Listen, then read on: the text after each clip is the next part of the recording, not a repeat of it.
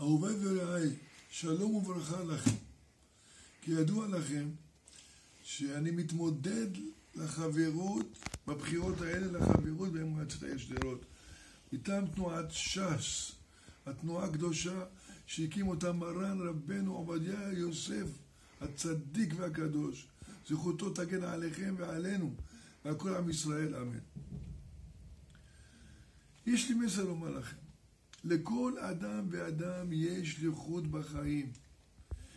ואני מרגיש בעזרת השם שזכיתי להרגיש ולהבין שהשליחות שלי היא להפיץ תורה וחסד.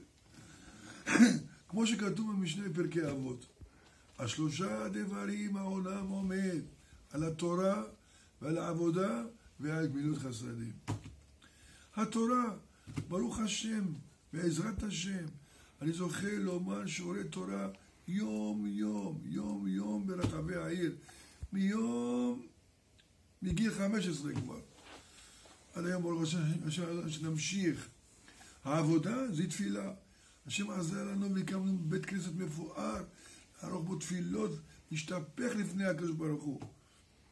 ועל גמילות חסדים, גם זה השם עזר לי, והקים לי את הגמח הגדול, שנותן סלי מזון כל שבוע בשבוע, במשך עשרות שנים.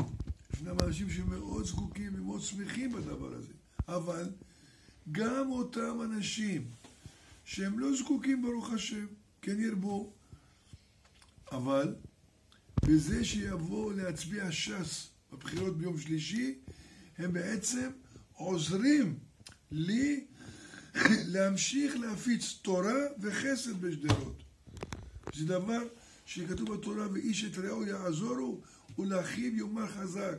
וכל ישראל אחים נושאים באחריות קולקטיבית אחד בשביל השני.